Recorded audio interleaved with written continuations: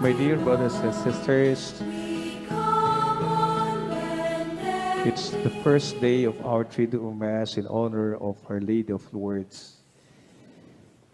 And oftentimes we associate the feast of Our Lady of Lourdes as the World Day for the Sick.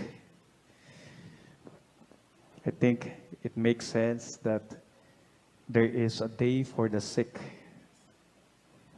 which means let us also give time, importance, special care, and special attention, especially to those who are sick. There are a lot of people who are suffering, we all know, especially in this time of the pandemic, the COVID-19 pandemic. And our gospel today is a gospel that gives us a description, the power of the touch that will bring healing. There was once a story of a leper, a man who was inflicted with a dreaded skin disease, a leper. And there was a missionary doctor that during their first encounter, this missionary doctor touched this leper. And this man started to cry. And of course, this missionary doctor was being alarmed and asked this question, did I do something wrong? And this leper told this doctor, he said, I was moved to cry because I have never been touched. It was my first time that someone has touched me. Perhaps you may also think, my dear brothers and sisters, that the power of touch, what we know, as we are being reminded by our health minimum, our protocols of this pandemic, that we're not supposed to be touching.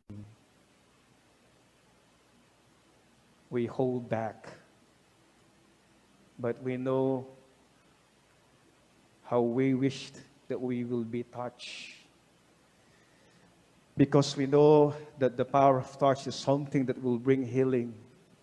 A simple hug, a simple tap of one's shoulder, a simple handshake, or a simple hug would mean a lot that will bring healing. But we know, my dear brothers and sisters, we may not be physically touching, but prayer is the most important form of showing our care for one another. My dear brothers and sisters, our gospel today would describe on how Jesus would spend his days healing, curing the sick people. I would like to go back to the gospel so that it gives us a certain description, an image of who Jesus spending his days. After making the crossing to the other side of the sea, Jesus and his disciples came to land at Gennesaret and tied up there.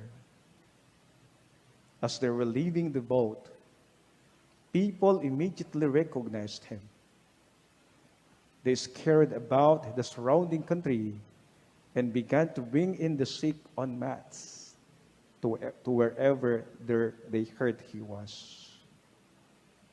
So you could just imagine that there are a lot of people, perhaps not only hundreds, thousands, trying to look for Jesus.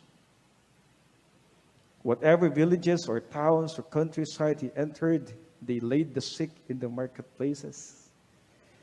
And here, Jesus And they said, they begged him, and that they may touch only the tassel on his cloak. And indeed, as many as touched it were healed. So you could just imagine those sick people, they would actually have this desire that even if only they could touch the tassel of his cloak, they will be get healed. And see the power of faith of those who believe that they will get healed. My dear brothers and sisters, we are once again reminded that our faith actually will help us in our healing. Pag tayo po'y naniniwala sa Diyos na tayo gagaling, mangyayari. Ipagkakaloob ng Diyos. Marahil sasabihin po natin, if only we could touch the cloak of Jesus, I'll get healed.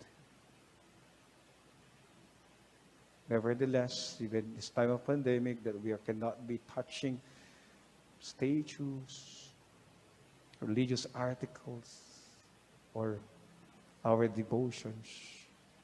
But again, the most important is our prayer. Our humble prayer. Our prayer. Our sincere prayer to God. We continue to pray. Remember those who are sick, members of our community and our family, that we know praying for them, asking God that He may grant them healing that they desire.